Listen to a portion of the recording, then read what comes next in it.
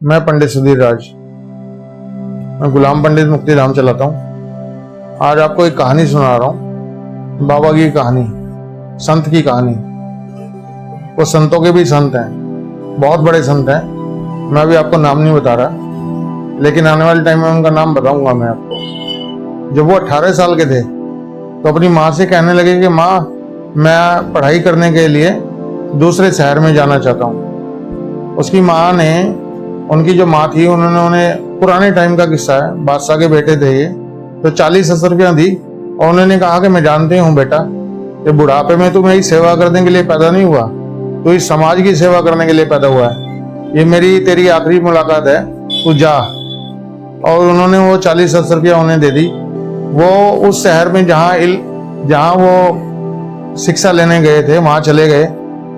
उसी बीच में उनके साथ एक हादसा हुआ कि जिस बस में वो जा रहे थे उस बस को डाकुओं ने घेर लिया। उस बस की सारी की तलाशी ली, लेकिन इनकी तलाशी नहीं ली। और उसके बाद एक डाकू बोला, जिसके पास जो भी है बता दे, अभी बता दे वो। तो आपने बताया कि मेरे पास 40,000 रुपया हैं जो मेरी माँ ने दिए मुझे सफर के लिए।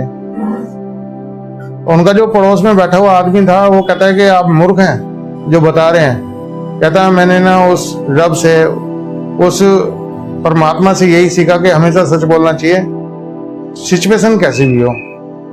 वो साधु वो आया डाकू उनके पास, और उनके पास से वो 40,000 रुपया ले ली। उसने जाके अपने सरदार को बताया, तो सरकार को उसका जो सरदार था उसे बड़ा अचंभा हुआ कि आज की डेट में कोई इंसान ऐसा है जो इतना सच बोल सकता है। उसने पूछा, जब आपने तलाशियां ली तो उसके पास से कुछ नहीं निकला? क्या नहीं, उसके पास से नहीं निकला। और फिर उसने अपने आप ही दे दी कि हाँ, अपने आप ही दे दी। वो वापिस आया, वो डाकुओं का सरदार, उसने वो 40,000 रुपया उनको वापस की और सबका माल जो है वो वापस कर दिया। क्या मैंने आज तक आप जैसा इंसान नहीं देखा? क्या तो मैं तो उस रब के कहने पे चलता हूँ और हमेशा सच बोलता हूँ, सिचुएशन कैसी हो। ये जब अपने उस शहर में पहुंचे, उस स्कूल में एडमिशन लिया। आज की डेट में हम स्कूल ही बोलते हैं, उस टाइम का गुरुकुल टाइप था वो। वहां पढ़े 7 साल।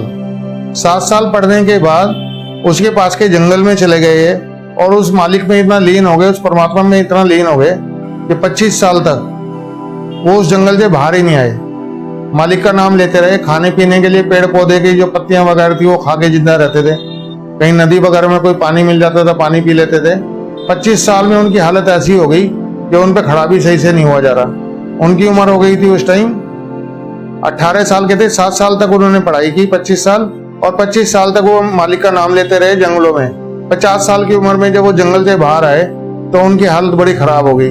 ना खड़ा हुआ जा रहा, ऐसा लगता था कि शरीर अब छूटा और अब छूटा। वहां बाहर आके वो एक मस्जिद के पास बैठ गए। एक आदमी वहां मस्जिद पे अपना जो लंच बॉक्स होता है उसे खाने के लिए खोल रहा था वो। तो जो बाबा थे हमारे, जो ये बाबा हैं जिनकी मैं कहानी सुना रहा हूँ, इसने जब उस व्यक्ति को देखा तो इन्हें भी भूख बहुत ज्यादा थी, बहुत ज्यादा भूख थी। 25 साल हो गए थे खाना खाए हुए। तो 25 साल में जब उन्होंने उसकी तरफ देखा तो वो जब टिफिन में से टुकड़ा तोड़ के रोटी का मुंह में देने की कोशिश करता था तो इन्हें ऐसा लगता था जैसे मेरे मुंह में आ रहा हो। इतनी हालत खराब हो गई थी। ये उठ के उसके पास तक गए और उन्होंने कहा कि मुझे भी कुछ खाने के लिए मिल जाएगा। तो वो शख्स बोलता है, वो व्यक्ति बोलता है कि हाँ, जिसका है मैं भी खा रहा हूं, तुम भी खाओ।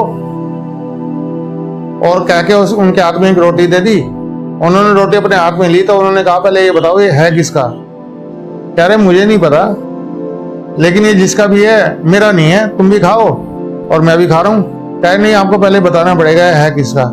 कहते मैं, एक बूढ़ी अम्मा है उस शहर के अंदर, उन्होंने कहा कि तुम उस शहर में जा रहे हो तो उस शहर में तो मेरा बेटा ही पढ़ने के लिए गया हुआ है, और उस शहर में अगर मेरा बेटा मिल जाए तो ये 20,000 रुपया उन्हें दे देना उसके खर्चे के लिए। ये सुनते ही वो रोने लगे। उन्होंने उनका नाम पूछा उस बुढ़िया का, उस बूढ़ी अम्मा का, तो पता उन्होंने उनका नाम बताया। तो उन्होंने बताया कि ये मेरी माँ है जिन्होंने आपको भेजा है। और वो शख्स भी उनकी शक्ल देखने लगा था। मैंने आपको हर जगह ढूंढा, स्कूलों में ढूंढा, शहरों में ढूंढा, मार्केट में ढूंढा।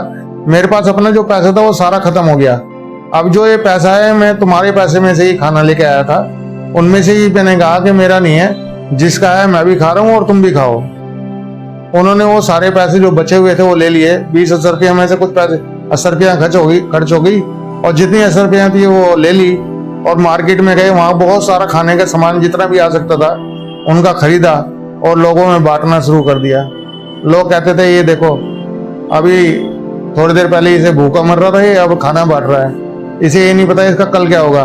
तो किसी ने उनसे पूछा कि तुम्हारे पास जो खाने के लिए नहीं था, आज अगर कुछ पैसा आ गया तो उसे सारा का सारा खाना खरीद के बांट क्यों रहे हो?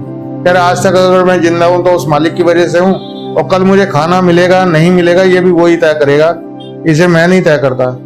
तो वो जब तक है, वो जब तक चाहता है जब तक मेरे को खाना मिलेगा। ऐसी बहुत सारी कहानियां हैं जो मैं आपको आगे और सुनाऊंगा इन बाबा की, और आने वाले टाइम में इन बाबा का नाम भी बताऊंगा। बहुत बड़ी ताकत हुई है। आज भी अगर कोई उनका ईमानदारी से नाम ले ले, मन से नाम ले ले, तो उनके साथ आगे खड़े हो जाते हैं।